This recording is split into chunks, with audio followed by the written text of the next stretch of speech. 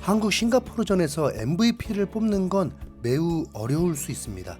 선제골에다가 골의 질도 탁월했던 이강인, 윙어로서 클래스가 다르다는 걸 쇼로 보여준 멀티골 손흥민, 선제골 어시스트에 추가골 본인 득점에 이후 중원까지 내려와서 손흥민에게 연계해주는 40m 롱패스에 총 1골 3어시스트로 공격 포인트 4개를 기록한, 그것도 53분 동안의 기록입니다. 주민규는 국가대표 데뷔 2경기 만에 골을 넣었고, 이는 34살로서 A매치 최고령 득점 부문에 2위에 이름을 올렸습니다.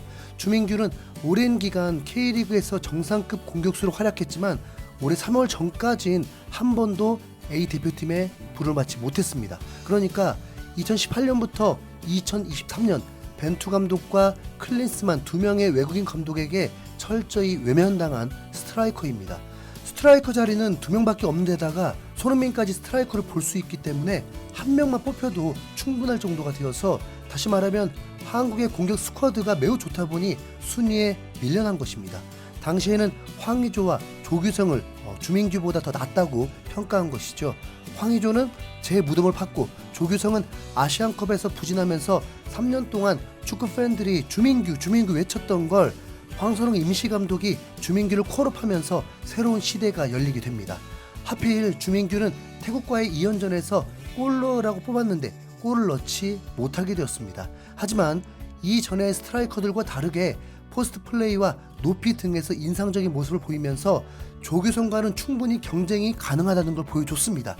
외국인 감독에겐 철저히 외면당하고 황선홍 임시감독은 뽑았던 만큼 다음 감독이 누구이고 어떤 상황이냐에 따라서 주민규의 발탁 여부는 결정이 나는데, 만약 다음 월드컵을 준비하는 감독이 결정됐다면 주민규는 발탁되기 어려울 수 있었습니다.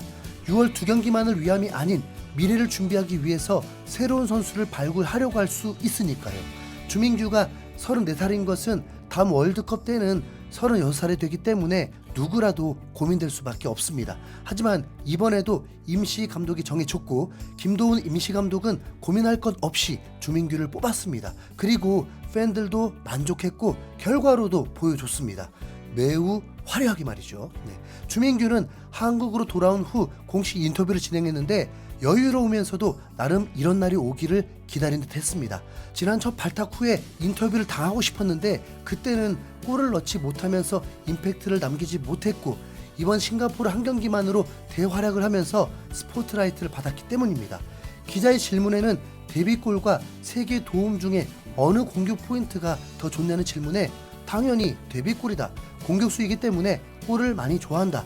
그 전에는 이렇게 인터뷰를 하지 못했는데 골을 넣으니까 이렇게 인터뷰도 할 수 있게 된 것 같다 하고 웃었습니다. 그 전에는 대표팀에 들지 못하면 내가 많이 부족하기 때문에 들지 못했다고 생각했다. 자신에게 부족하다고 채찍질하고 보완하면서 견딜 수 있었다. 가족들은 내가 최고라고 생각을 하는데 왜 안 될까라는 실망감을 가지고 있었다. 그 부분을 충족시켜주지 못해서 가족들한테 굉장히 미안한 마음이었는데 그래도 한을 풀어서 감사하게 생각한다. 사실 포기하고 싶은 순간도 있었는데 가족들이 먼저 포기하지 않았다. 끝까지 할 수 있다고 자신감을 불어넣어줬기 때문에 나 또한 쉽게 포기하지 않은 것 같다면서 가족들에게 고마움을 전했습니다. 그리고 팬들에 대한 감사함도 잊지 않았는데, 지난 3월 첫 대표팀 발탁 당시 팬들이 늦게 핀 꽃이 아름답다는 걸개를 걸어서 주민기를 응원했었는데, 그냥 늦게 발탁이 됐다고 생각할 수 있었는데 그런 말을 해주셔서 굉장히 나에게 관심이 많구나라는 생각이 들었고, 또 동기부여를 갖게 된다. 일찍 폈으면 좋겠지만 늦게 핀 꽃도 굉장히 아름답다고 이야기를 해주셔서 더 오래 버틸 생각이라고 다짐했습니다. 주민규는 실제로 늦은 데뷔골이라는 타이틀에도 다르게 의미하자면 나이가 더 많으면 많을수록 더 기록을 세울 수 있다는 생각에 동기부여를 갖고 운동을 준비하고 있다. 나름 북중미 월드컵에 욕심이 있는 듯한 뉘앙스죠. 선수라면 당연하겠지만요. 내가 좀 더 편안해졌다. 처음에 들어왔을 때는 긴장도 많이 하고 어색하기도 했다. 또 잘해야 한다는 부담감도 있었다. 두 번째 들어왔을 때는 선수들과의 소통이 자연스럽게 나왔고 경기장에서도 그런 부분들이 나오지 않았나 생각한다. 실제로 주민규는 이 부분이 굉장히 중요한 선수입니다. 성격이라고 볼 수도 있지만 과거 친구와의 대화에서 어릴 때는 연령별 대표조차 구경도 못했으면서 왜 이렇게 잘하냐는 짓궂은 질문을 던졌는데 기량의 문제보다 조급함과 빨리 성공하고 싶다는 마음들로 쫓기면서 실력 발휘를 잘할 수 없었던 것 같다고 본인이 평가를 했습니다. 그런데 이 말은 반은 맞고 반은 틀리다고 봐야죠. 주민규는 처음부터 스트라이커 선수가 아니었습니다. 90년생 축구 선수에는 스트라이커 포지션에 각광받는 선수는 없었습니다. 스트라이커뿐만 아니라 다른 포지션에서도 은빛가람, 김형권 정도였습니다. 주민규는 본래 미드필더 선수였고 미드필더인데도 골까지 잘 넣고 팀에 문제가 생길 때 포워드도 종종 맡았던 선수이면서 미드필더인데도 대학 시절 2년 연속 득점왕을 차지했습니다. 본인은 자신했지만 의외로 1부 리그에서 러브콜이 없었고 프로의 시작을 2부 리그부터 시작했습니다. 고향 자이크로 FC인데 지금은 해체가 되었죠. 그러다 운명처럼 한 외국인 감독에게 눈에 띄게 되고 주민규의 인생을 바꿔버리는 만남이 이뤄지게 됩니다. 이랜드 FC가 창단된 이후에 2부 리그였는데 당시의 감독이었던 마틴 레니가 주민규에게 우리 팀에서 최전방 공격수로 뛰어보지 않겠나, 이적 제의를 거절해도 좋지만 당신은 분명 공격수로서 재능이 있다라고 하면서 주민규는 K리그 클래식 팀들의 제의를 뿌리치고 오히려 이랜드로 입단을 해버렸습니다.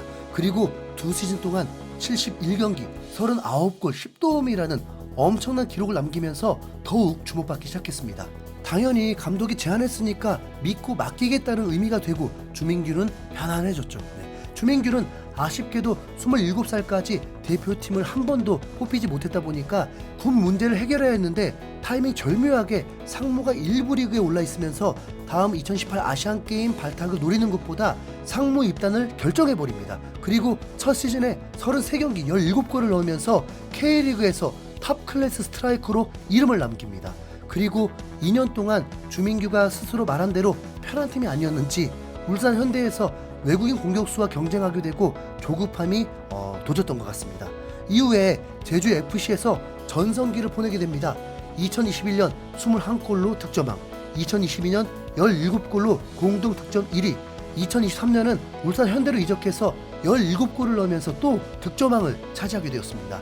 주민규는 연봉이 10억 원인데 그 연봉만으로도 구단에서 어떻게 대우하는지를 알 수 있고 팀도 K리그에서 명문구단이기 때문에 수준 높은 선수들과 신뢰를 받으며 편안히 경기를 할 수 있게 된 것입니다. 국가대표에서도 자신이 출전할 수 있을지 없을지 고민할 필요도 없었고 조규성도 없었고 경쟁은 오세훈밖에 없었기 때문에 그냥 자신의 가치만 증명하면 된다는 한 가지만 생각하면 됐습니다. 팬들은 주민규가 과연 북중미 월드컵에 뽑힐 수 있을까를 매우 궁금해하고 있는데 주민규는 마음을 다잡으면서 월드컵 나가는 그런 꿈을 꾸지 않는다. 당장 앞에 있는 것부터 해결해야 그 다음이 있다고 생각한다. 하나씩 풀어나갈 생각이다라고 했고, 한 기자는 지난 카타르 월드컵 때 36살 프랑스 월드컵 대표인 지루를 언급하면서 동기부여가 될 것 같다고 했는데 동기부여가 된다는 것은 인정했지만 앞에 있는 것부터 잘 하려고 생각한다고 했습니다.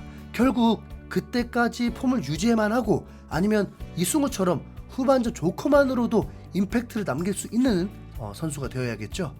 주민규는 이미 미드필더를 전문으로 뛰었던 스트라이커입니다. 그래서 정말 연계 플레이가 좋고 이번 싱가포르전에서도 하프라인까지 내려와서 손흥민에게 롱볼을 배달한 것은 정말 일품이었고 한국 국가대표 경기에서 보기 드문 장면이었습니다. 이게 왜 가능하냐면 주민규의 롤모델이 케인인데 케인의 플레이를 얼마나 많이 봤겠습니까? 한국 국대를 토트넘보다 더 위급으로 만들어버렸죠. 컨디션이 굉장히 좋다면서 중국전을 기대하고 있는데 그때는 더 많은 골도 기록할 수 있길 응원하겠습니다. 이상 흰수염고래였습니다. 감사합니다.